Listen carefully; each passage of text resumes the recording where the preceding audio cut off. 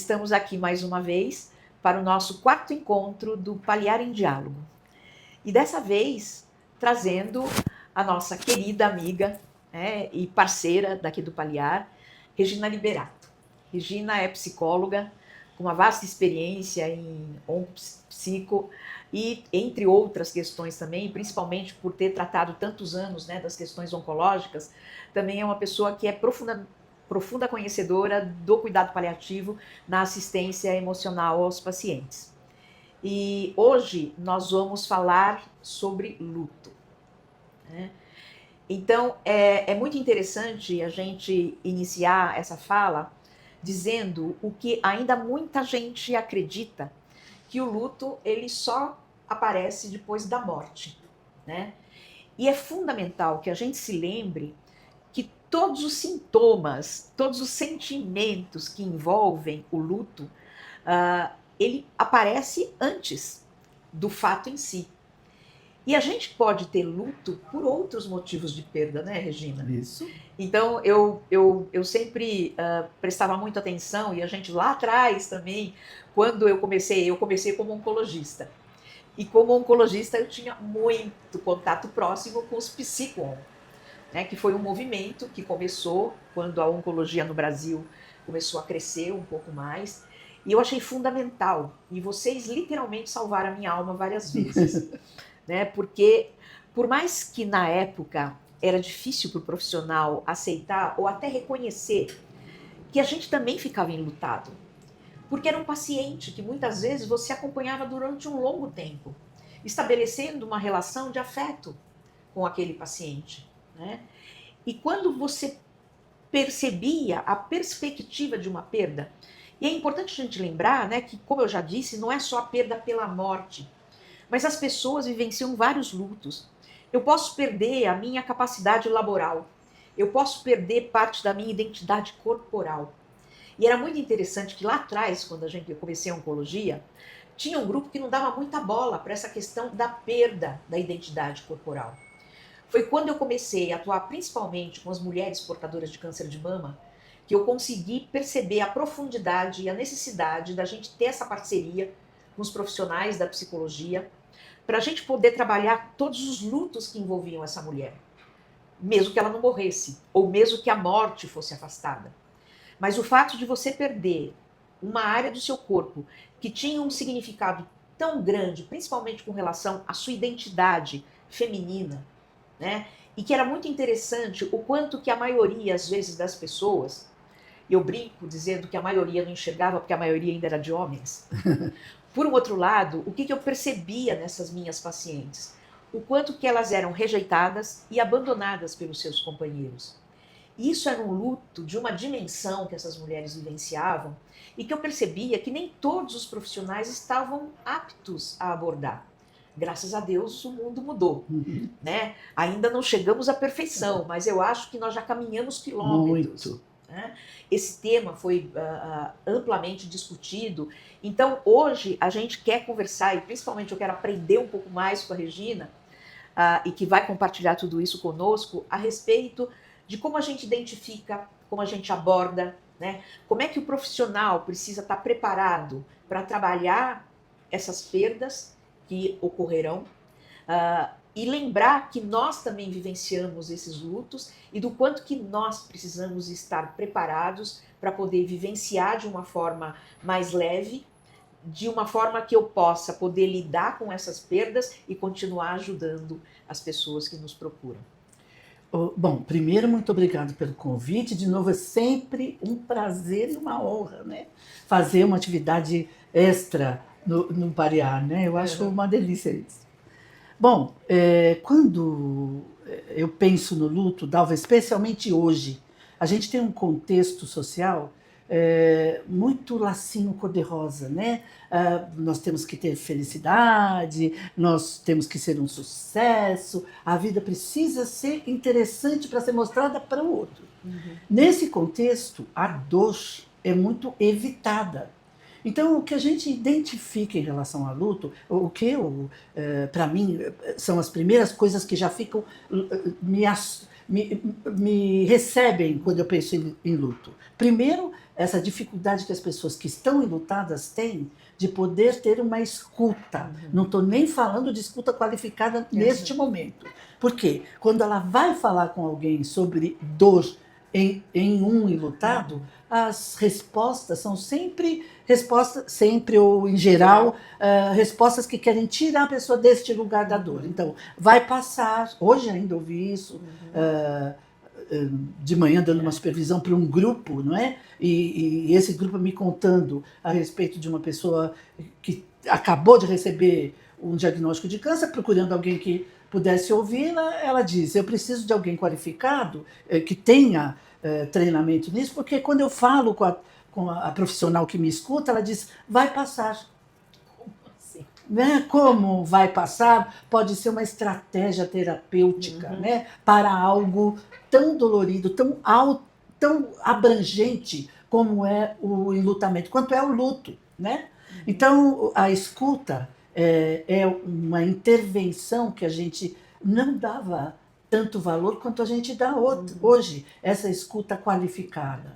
E a escuta ampla, como você mesmo disse, de todos que adoecem, todos que vivem uma questão de luto, um processo de luto, que antigamente a gente falava do luto como uma coisa pontual, hoje a gente já não se refere a ele a não ser como algo que se desenrola. Então é um processo, é algo que acontece ao longo da experiência de vida de uma pessoa.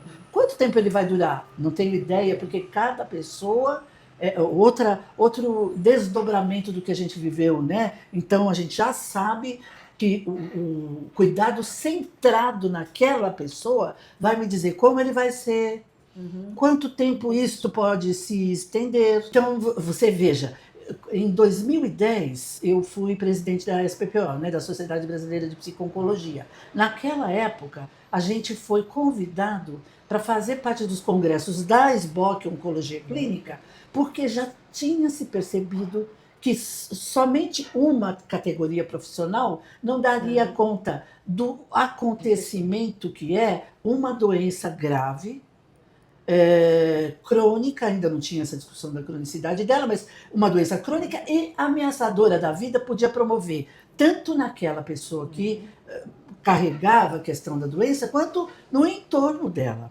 Não é?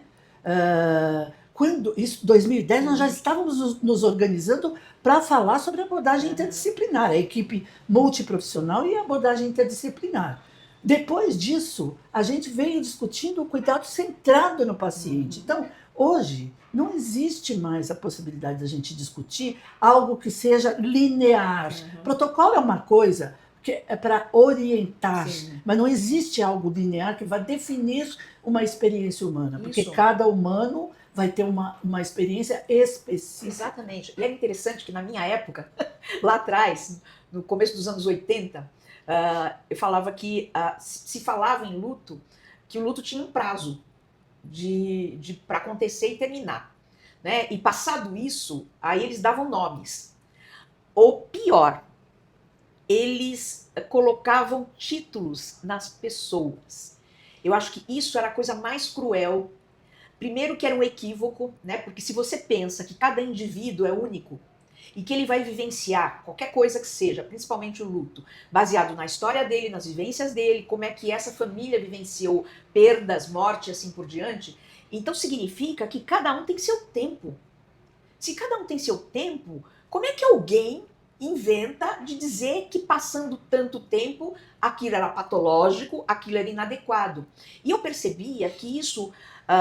claro que em medicina sempre é muito importante você estabelecer critérios e uma série de coisas para estudo, não estou tirando esse mérito, mas isso dava um título para os pacientes, um carimbo para os pacientes.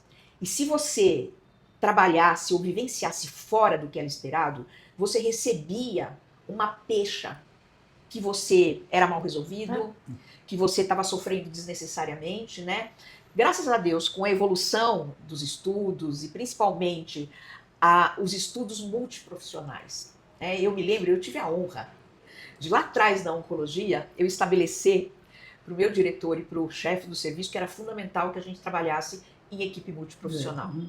E nós criamos o primeiro grupo de pacientes a receber suporte psicológico e multiprofissional. Nós tínhamos encontros todas as sextas-feiras, né? Porque já lá atrás eu consegui enxergar um pouco dessa necessidade que estava dentro do processo de acolhimento e de cuidado do teu paciente, de você não somente cuidar do físico, tentar eliminar esse tumor, mas cuidar e prestar atenção principalmente do emocional. E ao mesmo tempo, o que eu percebi, a grande, gigantesca maioria das nossas pacientes eram mulheres. Os homens fugiam um pouquinho desses grupos, né? Mas as mulheres, principalmente, nos traziam uma vivência de muito sofrimento, que não estava relacionado somente ao processo do adoecer, mas à questão da identidade e principalmente da rejeição afetiva que muitas delas sofriam quando tinham o diagnóstico de um câncer, principalmente se esse câncer fosse ginecológico. Você sabe, você me fez lembrar um caso, né? Nós estávamos num hospital, nesse hospital que estávamos implantando um departamento de terapias, naquela época era terapias complementares. Eram alternativas. Alternativas, meu Deus. Até chegar em integrativas, nós levamos 20 anos. E a gente tinha um grupo de pós-operatório para mulheres câncer de mama. E nesse grupo, muitas mulheres, queixas em relação ao companheiro, que a vida sexual que não tinha voltado, retornado, e aí essa discussão ficava muito frequente. Então eu resolvi, uma coisa que me ajudou muito, antes de trabalhar em oncologia, eu trabalhei com paciente com AIDS, né? E aprendi lá atrás que quanto menos eu julgar, quanto mais tempo eu levava para julgar, mais eu compreendia a respeito do que eu tinha que trabalhar. Como a queixa era muito frequente e a gente rodava sempre em torno dessa queixa, eu resolvi fazer um grupo com esses homens, com os homens que estavam sujeitos da queixa, e ouvi-los. Nas queixas vinha essa história de ele não me quer mais, ele não se interessa por mim, veja o que ele faz depois de eu ser operada, eu estou passando por esse processo todo e aí não tenho um companheiro também. Eu fui ouvir esses companheiros e as falas eram: doutora, eu não sei como mexer, como é que eu posso tocar uma mulher, a minha mulher que está ferida? Eu tenho medo de pôr a mão e ela ficar mais dolorida ainda do que já estava. Ou então, como é que eu faço para que ela perceba que o que ela está vivendo não muda o meu desejo, não muda o meu afeto por ela? E era uma queixa completa, era uma resposta à queixa completamente diferente do que se percebe sem a comunicação, né, Dalva? Você que é professora de comunicação. E é muito interessante, eu também fui atrás na época. Não conseguimos ouvir muitos, porque alguns homens fugiam, mas a gente convidava. E a resposta era essa. Eu amo minha esposa, mas eu tenho medo de machucar, eu tenho medo dela não gostar, ou dela achar que eu estou insistindo em fazer sexo quando ela está envolvida com um tratamento doloroso, uma doença terrível. E aí isso tudo, como você falou, se resume à comunicação. E talvez seja por isso que eu fui estudar comunicação. que é para mim, luto, fala de luto, já fala grudado com comunicação, porque tudo diz a respeito de algo que se relaciona. Você estava falando antes, e eu lembrei do Parks, um texto do Parks, num dos livros dele, falando sobre amor, né, o rompimento de vínculos. Ele diz, então talvez esse vínculo nunca se rompa dentro de você, né? Lembrei de um paciente meu que uma vez disse assim: Regina, você não acredita, estava assistindo o jogo no domingo, quando eu fui falar gol, eu senti um ventinho aqui do meu lado. E o que significa o ventinho? O meu pai, que assistia jogo junto comigo, o pai tinha morrido há mais de 20 anos. A presença desse pai fica marcado na memória. Que memória? Que memória é essa? Se não é só cérebro, né? Uma memória afetiva de quem ainda sente a presença dessa pessoa. Então, talvez o amor não se quebre dentro de nós nunca. Né? E a gente vai ter sempre algo para rever, se lembrar ou falar e trazer emoções que estão presentes naquele tempo. naquele momento e o tempo não tenha tanta importância. Há quanto tempo eu sinto isso? Exatamente. Quanto tempo ainda vou levar Isso. com isso? E sim a qualidade, né? Isso. E era muito interessante que uma das justificativas lá naquela época de se não falar a respeito do luto era que se você tocasse num assunto delicado, era como se você estimulasse o aparecimento da dor e do sofrimento. Quando que o que a gente percebeu depois é que é justamente o contrário. Quanto mais doloroso, Sim. mais você tem que falar a respeito. Porque o que piora a dor, o que piora a angústia e o que promove o afastamento é a falta de diálogo, é a falta de comunicação. Porque é só se comunicando que você percebe o que afeta o outro e o que você pode fazer por esse outro, né? E o que acontecia era que cada um continuava sofrendo, cada um dentro das suas justificativas, e se você juntasse os dois, eram justificativas irreais, que só afastavam aquelas pessoas que se amavam muito e que queriam o melhor uma das outras, né? Então, apesar de hoje em dia a gente já ter uma sociedade que consegue falar mais a respeito de temas difíceis, hoje a gente tem os meios de comunicação que facilitam a gente a ensinar coisas, a compartilhar conhecimento e, consequentemente, estimular as pessoas a discutirem a respeito. A gente sabe que ainda existem temas que são tabus na nossa sociedade. A morte ainda é uma delas. Né? As pessoas têm medo de falar sobre ela. Outro dia a gente estava discutindo isso numa roda, né? Que é como se... eu me lembro que minha avó falava isso. Não fala que você está traindo coisa ruim. Isso ainda não é uma coisa que tenha desaparecido na nossa sociedade. E é interessante que não são só nas senhorinhas mais velhinhas, não. Mesmo pessoas mais jovens, né, que têm o receio de falar em determinados temas, dizendo que se você falar a respeito é como se você estivesse atraindo maus augúrios para a sua relação. E quando na realidade é o contrário, o que a gente observa é que existem pessoas que querem ser ouvidas, pessoas que querem ser acolhidas, pessoas que querem falar a respeito e compartilhar as suas dores, né? Por isso, eu acho que nós profissionais da assistência à saúde temos um papel muito importante, que é, primeiro, trabalhar esses medos em nós, para que a gente possa ter possibilidades de ajudar ao outro a falar a respeito. Porque se a gente também carregar conosco todos os tabus que envolvem esses temas, eu não vou poder ajudar o outro. Eu também vou me segurar, eu também não vou tocar em determinados assuntos.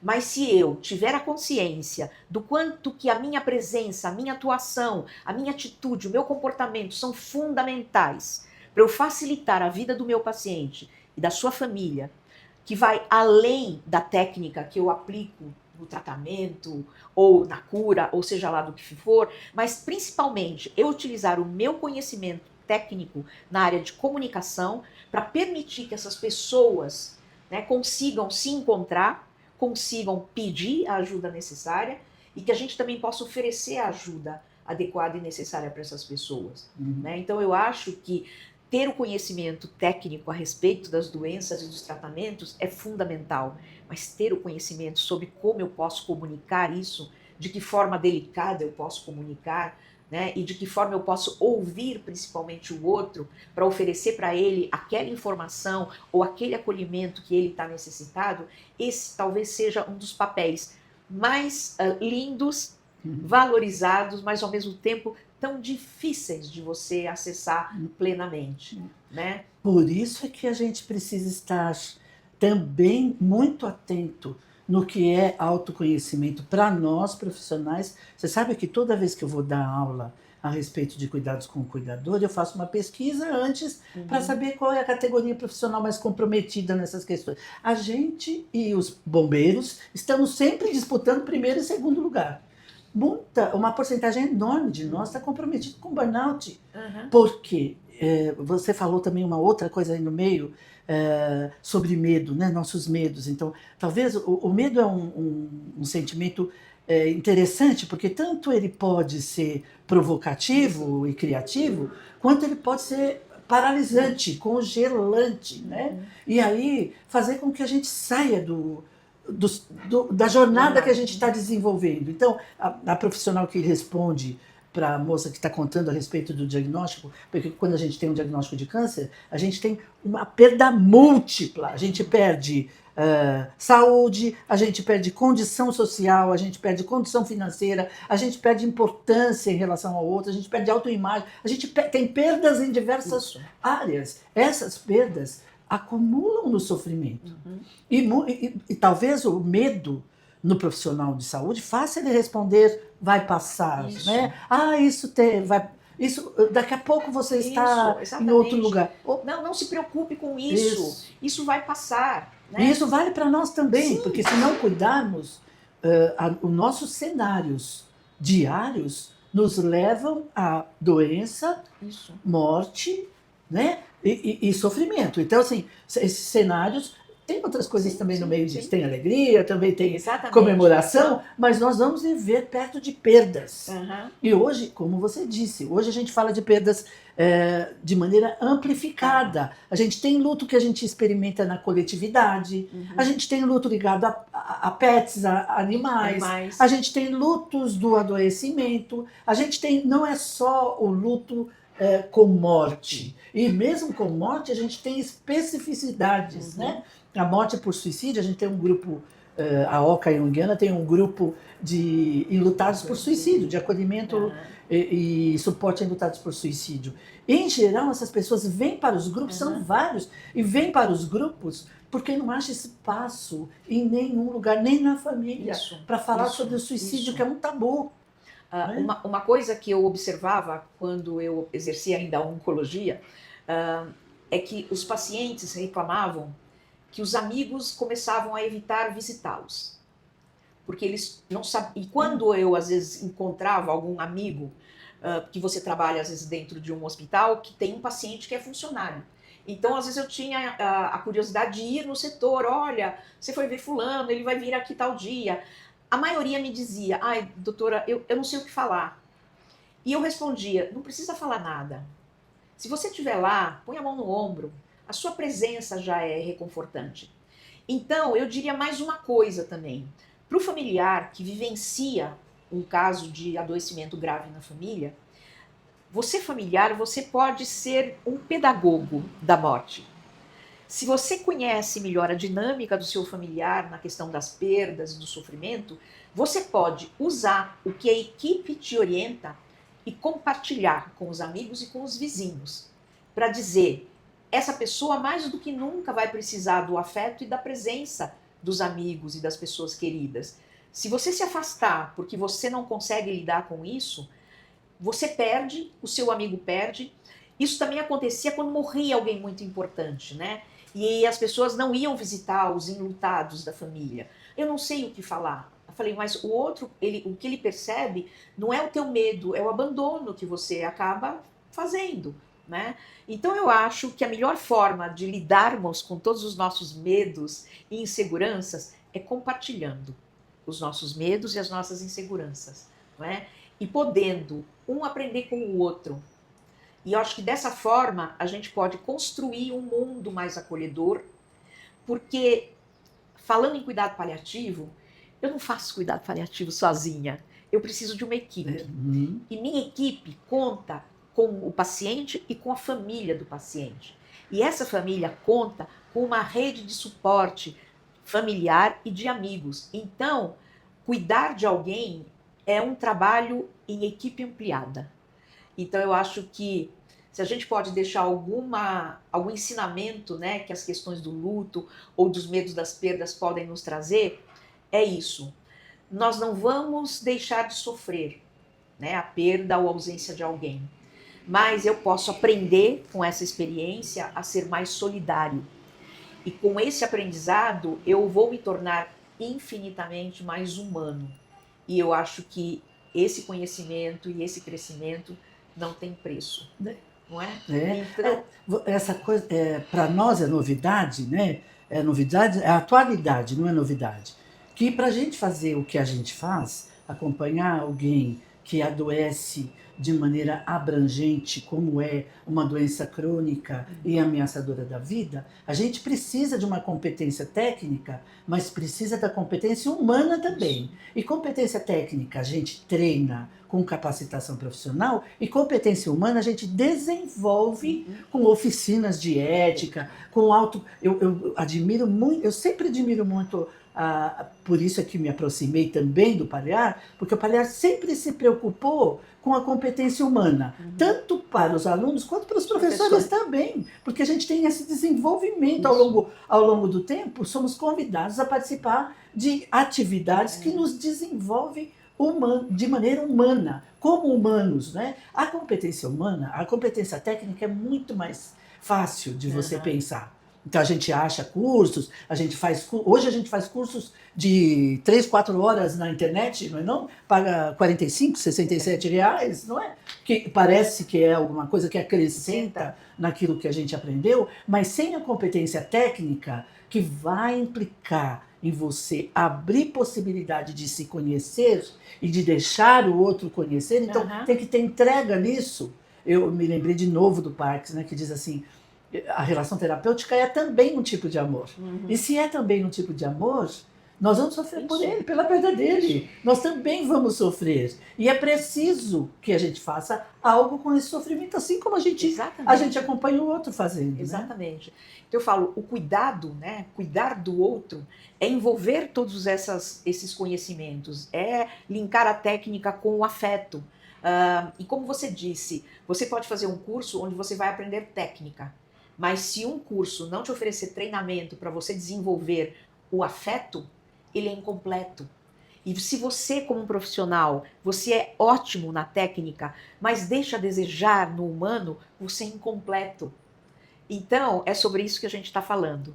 E é por isso que eu tenho sempre um enorme prazer e orgulho de receber você, Regina. Obrigada, né? Primeiro porque a gente sempre fala a mesma linguagem. Que bom. De uma maneira geral, a gente procura trazer para o Palear pessoas que sejam os melhores nas suas áreas, mas que nunca se esqueçam que existe um coração, uma alma, um espírito que acaba envolvendo toda a nossa atitude, toda a nossa relação.